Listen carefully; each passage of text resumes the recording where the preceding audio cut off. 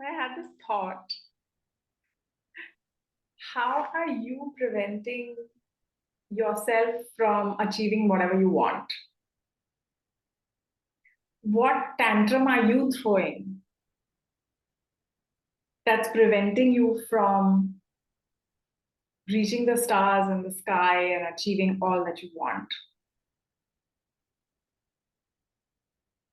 Hmm.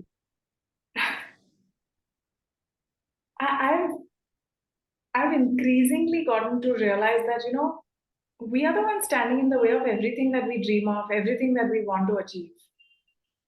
It's nobody else. Yeah. It's our own belief about who or what is not supporting us that's preventing us from achieving what we want. It's that mental makeup, that framework. And you shift that frame and you've just created a whole new reality. Yeah.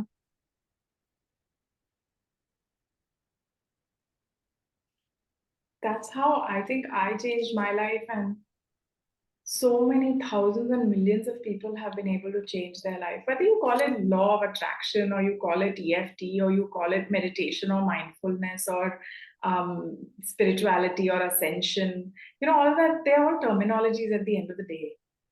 Um, Yeah. which is why my key phrase now has become activating your inner alchemy. Mm. Because it's not inside you. And it's actually so easy. It's like when I'm working with people is when I realize that how effortless and easy and smooth and free flowing making those life changing changes are. Like it's so easy to do it. And yet we remain stuck for so long sometimes, like for decades. And so often, we've realized it comes from like a pattern or an imprint from the past of a past life even. So do you have an area that you feel like you are self-sabotage, I guess, is what we're talking about. Like, where am I self-sabotaging my own growth? Very simply put, right? Yeah. No, I prefer the way you put it before because self-sabotage seems very loaded. Yeah. I think, and well, let me say it this way. I think self-sabotage is almost, there's a certain sense of awareness of it. It's like you are doing it, knowing that you're doing it. Right. That's what that holds for me. Maybe that's completely my view, my frame of thinking. But somehow, the physiology of throwing a tantrum is easier for me to handle, probably. Just having this as a mother dealing with children's tantrums, you just know that it's temporary, and there's sort of an overload of stimuli that I'm unable to handle, or overload of input that I'm available to handle, unable to handle. Um, no, oh God, there's so many, I think. Personally, just not wanting to step out of my comfort. No, that's not true. It's not that I don't want to step out of my comfort zone.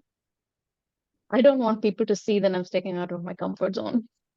Yeah, it's crazy how the perception of other Yeah, people. I'm happy to step out. Yeah, I'm happy to step out of my comfort zone. Staying where we are right now is definitely stepping out of my comfort zone.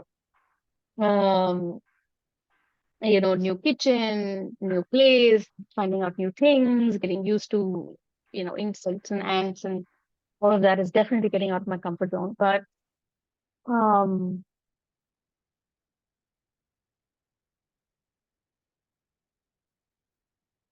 yeah, I want to do it in anonymity. I don't want people to see me. I think the way life has changed today, where there's so much presence, like social media presence, and of course, some people choose not to have that presence, and I know that you consciously choose to really be, away from it, except for this new gig that we've started. It's only because it's you, sweetheart. I'm not doing this for anybody else, not for my children, not for my husband, because it's you. Well, I'm I'm so not willing to be honored. out anywhere else. No chance, not happening.